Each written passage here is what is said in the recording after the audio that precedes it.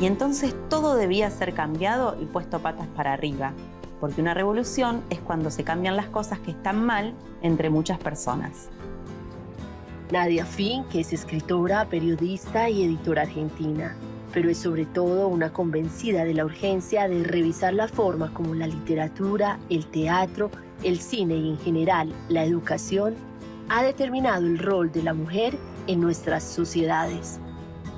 Creo que lo que está bueno es poder criarse con otras miradas y con mujeres y con disidencias muchísimo más presentes para tener estos modelos nuevos y poder pensar de otra manera. Desde años atrás se propuso hablarle a las y los más pequeños sobre las heroínas y héroes que debemos emular. La artista mexicana Frida Kahlo, la heroína de la independencia del Alto Perú, Juana Azurduy, la cantante chilena Violeta Parra, la escritora brasileña Clarice Lispector, la cantante de cumbia argentina Gilda y la artista trans Susy Shock son solo algunas de las antiprincesas que disputan el sentido de las infancias latinoamericanas en una serie editorial que ha conquistado público en numerosos rincones del mundo. Junto al dibujante Pitu Sá y el diseñador Martín Azcurra, Nadia hizo realidad la editorial infantil Chirimbote, donde escriben, editan y publican series ilustradas para una nueva sociedad. Una en la que las mujeres se salvan a sí mismas sin esperar príncipes o besar sapos que se convierten en héroes en ocasiones machistas. Nadia, antes de ser mamá, hace algunos años caminaba por Buenos Aires y entré a una librería muy bella y me encontré estos libros, tus libros. E inmediatamente los vi, supe que si algún día iba a tener un hijo o una hija, estos libros, tus libros, deberían ser los primeros que leería. Así que te imaginas, para mí es un gran honor tenerte acá en Fuerza Latina. No, gracias a vos y gracias por contarme esto, porque es muy lindo sentir que una suelta al mundo los libros y lo que va generando en otras personas, ¿no? Es muy bonito. Vamos a comenzar hablando de las antiprincesas, Nadia. ¿Quiénes son ellas? ¿Por qué ellas ocupan este espacio en tu trabajo? ¿Y por qué crees que te inspira y te ha dado tanto reconocimiento, no solo en Argentina, en América Latina y en el mundo? Bueno, las antiprincesas surge con una idea pequeña al principio, que fue, había tantos libros de princesas que nos han contado, sobre todo a nosotras de ciertas generaciones, que dijimos, la verdad que tantas niñas criadas con esas imágenes, con esos espejos de princesas, hay tantas mujeres por rescatar su historia, por rescatar lo que hicieron en Latinoamérica sobre todo, porque también esas princesas vienen de Europa y hemos aprendido de historia europea mucho más que de nuestra propia historia como latinoamericanas. Entonces, esa fue la idea pequeña de decir, ¿por qué no contamos sus biografías a modo de cuentos? Y así seguimos después pensando en cómo ampliar y seguir buscando estas mujeres de Latinoamérica, mujeres, trabas, trans, después llegaron los antihéroes, pero bueno, cómo contar y cómo estas niñas puedan tener nuevos espejos donde mirarse y donde revisar también esta historia tan escrita por varones y con varones, que las mujeres habían quedado un poquito perdidas y también fue muy importante rescatarlas. Nadia, con cada libro que uno descubre, siente que hay una necesidad, una búsqueda de desmontar los estereotipos que nos han impuesto, que nos han enseñado desde el sistema. ¿Qué papel crees tú que juegan las obras para niños y niñas, niñes, las películas, la literatura, a la hora de normalizar las violencias, porque son muchas, que están sufriendo las mujeres hoy cuando crecen? Y desafortunadamente las niñas también. Creo que también hay que mirar cómo se cría a los varones, porque si no la responsabilidad está muy puesta en qué podemos transformar las mujeres y disidencias, y también hay que interpelar a cómo se cría a los varones, porque es muy importante que ellos también desanden ese lugar de poder que tienen hace tanto tiempo. Sí, me parece que son influencias las literaturas infantiles. De cualquier manera, todas estas olas y estas mareas también que ayudan a ir rompiendo con este patriarcado, leímos todos estos cuentos infantiles clásicos y nos criamos así y pudimos desandar todo eso. Sin embargo, siento que es un conjunto de muchas cosas, de las crianzas, de la educación en las escuelas, de esto que decía antes, de cómo son también los varones construidos, porque si no, le pedimos a las mujeres que destruyan todo, pero que los varones no se interpela cuánto hacen en sus casas, cómo se los cría, no sé, en los patios de las escuelas que siguen teniendo mucho más espacio para jugar, como bueno, me parece que es una suma de muchas cosas y que la literatura infantil es un punto también que puede colaborar en estas transformaciones. Quiero que hablemos de esos temas que ustedes tocan con toda la complejidad, por ejemplo, la bondad. En ocasiones en Disney, durante muchos años la vimos, digamos, vinculada a la belleza, a la estética. Cuando eran mujeres muy bellas, con unas cinturas reducidas, unos pelos rubios. ¿Cómo, por ejemplo, ustedes en contraposición reflejan la bondad? La bondad no solo está asociada a la belleza en los cuentos clásicos, sino también al aguantarse todo. Hay algo de la bondad que tiene que ver con, pensamos en Cenicienta, en Blancanieves, digamos, Cenicienta aguanta a su madrastra, a sus hermanastras, que por supuesto son mujeres que compiten con ella, además.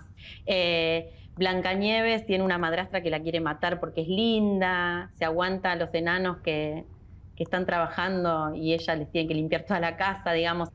Y creemos que la bondad, por un lado, no tiene que estar asociada a una belleza estereotipada, sino que la belleza tiene muchas formas y muchos colores y muchos cuerpos y pensamientos. Y por otro lado, que la bondad no es aguantarse todo. El enojo, la bronca, poner límites, la rebeldía, también lo asociamos a cosas muy buenas que tienen que ver con una infancia mucho más feliz, sobre todo para las mujeres, ¿no? Tienes que ser bonita, calladita, limpita, esta cosa de... Claro, dócil, de no contestar y, digamos, esto de pensar toda esa bondad y belleza estática que nos transmitieron y desandarla toda para generar estas libertades más posibles en las niñeces. Sí, es que es un tema que me toca mucho porque en América Latina nos han enseñado muchas veces que la mujer debe ser sumisa. A mí me encanta lo que ustedes hacen con Juana Zurdoy, que la muestran en el libro casi que pariendo en el campo de batalla o amamantando su bebé con una mano y con la otra ella porta una espada. Cuéntame, ¿qué buscas tú con eso? ¿Cómo quieren ustedes dignificar la rebeldía? También sucede con María Remedios del Valle, que es afrodescendiente y aquí en Argentina se la conoce como la madre de la patria, porque luchó también en el ejército con Belgrano y estuvo, por ejemplo, 5 veces en capilla, se le llamaba cuando estaban a punto de ser asesinadas y siempre zafaba. A las mujeres también, tanto a Juana como a María Remedios del Valle se decía que habían hecho un pacto con el diablo porque no se morían. Y a mí me parece muy interesante no solo esa rebeldía de niñas y de grandes, porque muchas tuvieron que desandar caminos para llegar a ser esas mujeres rebeldes, sino que también las mujeres se cuidaban mucho más. No es que en las batallas hacían pactos con el diablo. El autocuidado viene desde esas generaciones y sabían que ellas, si morían en batalla, dejaban huérfanitos, huérfanitas, compañeras sin líderes, y ese cuidado estuvo siempre presente. Por eso las mujeres iban al frente de batalla, pero no morían tan fáciles como los hombres, que siempre se expusieron mucho más porque sintieron siempre que tenían mucho menos que perder. Juana se preguntó qué habría sido de su vida si no hubiera salido a luchar por la independencia. Si se hubiera quedado en su casa cumpliendo las tareas de las mujeres de esa época. Tal vez hubiera cerrado las puertas de su casa para no escuchar lo que pasaba afuera. Ay, ay, ay, pero Juana no quería quedarse quieta. Quería luchar por un país mejor, no tanto por ella, sino por los hombres y las mujeres del futuro, sus hijas e hijos, los indios, las cholas y los más pobres.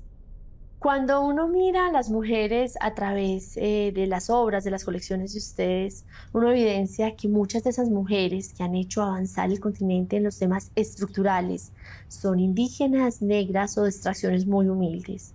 Nadia, la obra de ustedes también es una lucha contra el clasismo, el racismo, contra la xenofobia. Hay una posición política.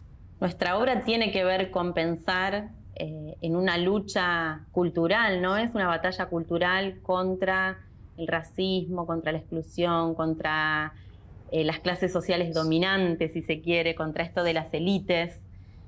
Creemos que la historia, desandar la historia de nuestro continente y además pensarlo así, como la historia de nuestro continente todo junto, porque también nos han hecho construir una historia muy separada por países. Y lo que vemos cuando revisamos es que las luchas fueron muy conjuntas, muy latinoamericanistas, todas juntas, que es lo que sucede hoy en la actualidad cuando vemos que en Argentina se promulga la ley por el aborto legal y esto va haciendo eco en otros países y en otras partes del continente. Sucedió siempre históricamente. Digamos, si no conocemos nuestra historia afrodescendiente, nuestra historia indígena, tampoco podemos querer esa parte nuestra que está muy presente y muy arraigada. Nadia, ¿cómo explicarle a nuestros niños, a nuestras niñas, a los hijos que el mundo no es ni bueno ni malo, que somos seres humanos llenos de contradicciones, que podemos ser héroes y monstruos a la vez? Siempre se ha querido construir la historia a través del bronce también, ¿no? Las personas buenas eran buenísimas, las personas malas malísimas. Es verdad que hay malos malísimos, digamos, irremontables, irrescatables. Personas, los dictadores, no podemos encontrarle su lado bueno y no queremos. Pero sí pensando en que también la historia se construyó a partir de quienes habían ganado y quienes fueron derrotados, derrotadas, tuvieron que escribir otro punto de vista de la misma historia. Entonces eso nos hace pararnos en un lugar donde miramos el lugar de la derrota como un lugar de construcción, de resistencia. Y esto de las contradicciones, yo creo que también en la infancia tampoco hablamos de la muerte, por ejemplo. Ese tema de la muerte ustedes lo tocan de una forma muy didáctica y muy poética a la vez, por ejemplo, en el libro de Alfonsina. Cuéntanos cómo explicarle a nuestros chiquis qué es la muerte, cómo hablarles de la muerte. Yo creo que es un ejercicio que hay que hacer desde siempre, porque creo que también la vida existe porque existe la muerte. Digo, si no existiera la muerte, la vida sería como algo que no tiene mucho sentido porque sería algo para siempre. Viviríamos en un estado eterno de vida y sería muy aburrido. Porque a la vez es muy contradictorio, me parece, para nuestras infancias, no hablar de la muerte o decir que la muerte sucede cuando sos viejito o viejita, y a la vez toda la información que bombardea la televisión, las redes sociales, donde todo el tiempo se está hablando de asesinatos, femicidios, desapariciones forzadas.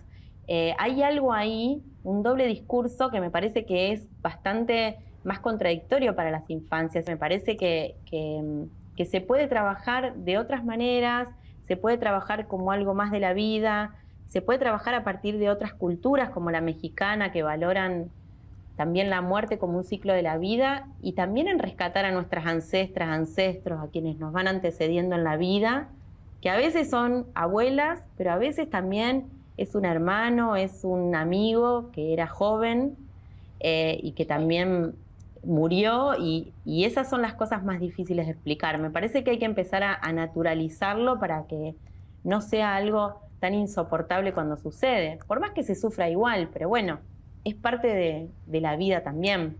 Y también ustedes abordan el tema de la maternidad. Si uno se pone a recordar, las princesas de nuestras generaciones nunca las mostraban pariendo ni amamantando, las vendían como, si eran mamás casi vírgenes. Porque ustedes deciden mostrar a nuestras heroínas pariendo con dolor, casi que enfrentando los desafíos de ser madre.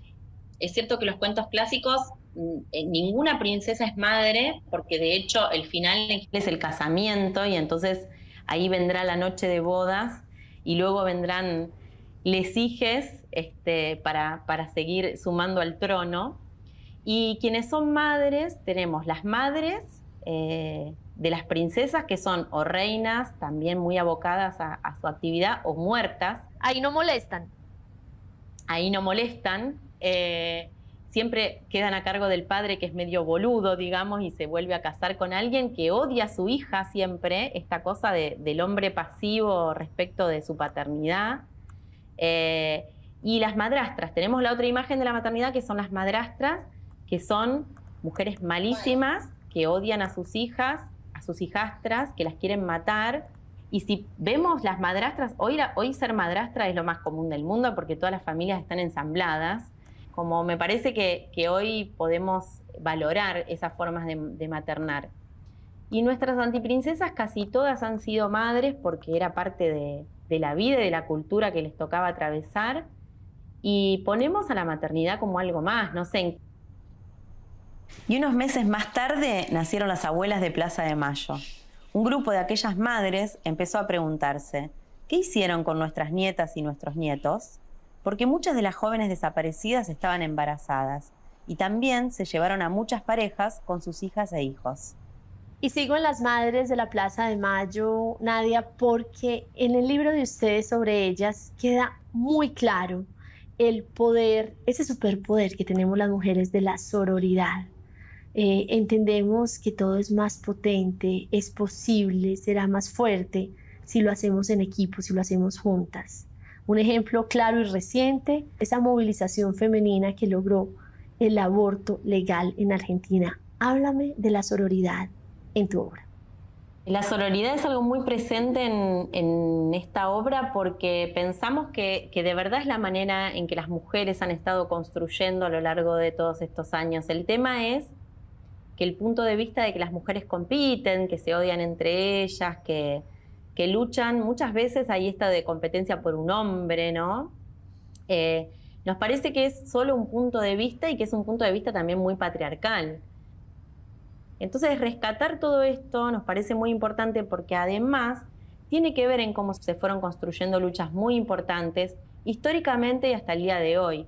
La lucha por el territorio, por el agua, por las semillas, por las plantas, contra los agrotóxicos, es una lucha que han llevado adelante y siguen llevando adelante las mujeres, sobre todo por esta pulsión de vida mucho más enorme que se tiene, y por esta posibilidad creadora que en realidad es el útero, que no es para maternar solamente, sino que es para crear, para generar cosas, proyectos, ideas, amor por la tierra, por el cielo, por el agua. Nadia, ustedes de alguna manera destacan a mujeres que, conocidas o no, dieron su vida o dedicaron su vida a luchar por lo que creen. Y tienen un libro bellísimo, el de Micaela, una joven de 21 años que asesinaron en Argentina, que movilizó todo el país, una militante férrea que fue asesinada por un hombre. Háblame de ella, porque ese homenaje, digamos, a una mujer contemporánea tan joven. Su femicidio tuvo que ver no tanto por su militancia, creemos, según lo que pudimos ver y conversar con la familia, sino porque quien comete el femicidio, que además antes la violó, digamos, antes de asesinarla, era una persona que estaba presa, un tipo, digamos, que estaba, Sebastián Wagner, para decirle su nombre, no solo el de la víctima, sino quien fue su victimario. Estaba preso por haber violado a 2 mujeres, y el juez lo deja en libertad por buena conducta. ¿Qué sucede? Cuando él queda libre, al poco tiempo, Mica sale de un baile, la intercepta con el auto. Hay un cómplice también que ha quedado en libertad, y que todo fue cometido por 2 personas, no una, pero es una persona muy relacionada con la policía de Entre Ríos. Entonces, este juez, lo que sucedió fue que no aplicó una perspectiva de género para dejar libre a un violador. Entonces, a partir de ahí, la familia de Mica García, sus compañeras y compañeros de militancia y todo el movimiento feminista empieza a luchar por una ley que finalmente fue promulgada y se la conoce como la Ley Micaela, que tiene que ver con que todos los poderes del Estado tengan que tener capacitación de género para que este tipo de cosas no se repitan. Muy, pero muy conmovedor saber que ella, Micaela, hoy una de tus protagonistas, era una fan, una asidua de las antiprincesas. Nadia, en tus libros también tocan un tema que implica mucho, mucho dolor, y es la comunidad trans, les niñas trans. ¿Cuándo deciden incluir este tema que es urgente hablar y entender en América Latina? En realidad empezamos a pensar en un inicio que nuestras colecciones, que son antiprincesas, antihéroes, eran binarias, eran muy binarias. Fue una crítica que nos hicieron también. Entonces nos parecía muy importante dar cuenta de el colectivo Traba Trans de América Latina, pero sobre todo de Argentina. Y bueno, acá también ser traba es una posición política, porque tiene que ver con el feminismo popular que también nos interesa promover y sobre el que nos interesa focalizarnos mucho, desde esta perspectiva de clase también que portamos en lo que hacemos. Y en eso nos sinceramos en que para nosotras y nosotros es un aprendizaje y que en realidad, más que yo escribir sobre una persona traba o trans o una infancia, nos gusta que ellas y ellos pongan sus voces, y eso es un camino más largo, porque yo como mujer adulta, blanca, heterosexual, no puedo hablar de todos los temas. Entonces, ir sumando voces lleva más tiempo, pero es un camino que preferimos intentar antes de estar firmando todo y yo poner la voz de todo cuando no sé. Nadia y ustedes también tienen a los antihéroes, hombres que no representan el mero macho latino, sino que tienen masculinidades dulces, tiernas, hombres reales. Por ejemplo, hablan de Cortázar o uno de sus antihéroes es Eduardo Galeano. Cuéntanos un poco de cómo fue de los criterios para esta selección. Pensábamos que en los varones el estereotipo son los superhéroes. Son estos hombres que tienen superpoderes, que son valientes por eso. El superhéroe es quien rescata, quien protege, quien... Bueno, esto de los antihéroes, antisuperhéroes, era muy largo, así que lo empezamos a pensar desde ahí y empezamos a pensar en referentes que por ahí hayan tenido miedo, pero hayan superado esos miedos. Cortázar tenía una enfermedad respiratoria y tuvo que ir atravesando eso, lo hizo a través de la escritura. Galeano sentíamos que estuvo presente en casi todas las luchas latinoamericanas. Bueno, está también el Gauchito Gil, que es un santo popular de aquí, que tiene que ver con los santos populares y las santas populares. Es muy interesante porque también rompen un poco con esto de la religión judeo-cristiana, por como esto de desertar del ejército, por los abusos del ejército. Para no pelear contra sus hermanos uruguayos, eso es bellísimo.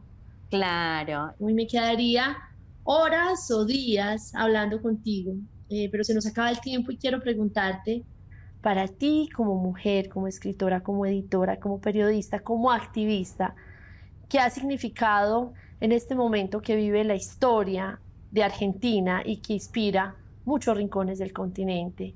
Se promulga el derecho al aborto legal después de una batalla muy larga y muy dura.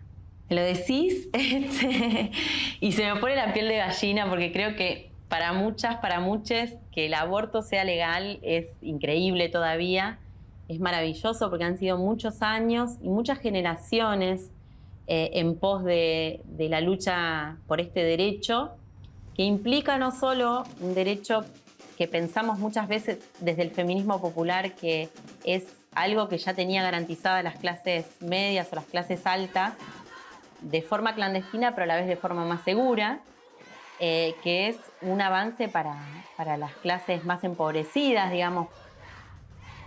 Pero también es un derecho a nuestra libertad, al derecho a decidir sobre nuestros cuerpos, a poder empezar a pensar en la maternidad no como una obligación, sino como algo más elegido. Yo estoy un poco en contra igual de la frase «la maternidad será deseada o no será», porque me parece que deja fuera un montón de maternidades que son igual y que tiene que ver con lo cultural, que tiene que ver con las crianzas. Y no sé si hoy por delante tenemos una lucha que nos unifique tanto, y creo que eso es también el vacío que sentimos y el no podemos creer que nos hayamos unido tanto para esto. ¡Las mujeres!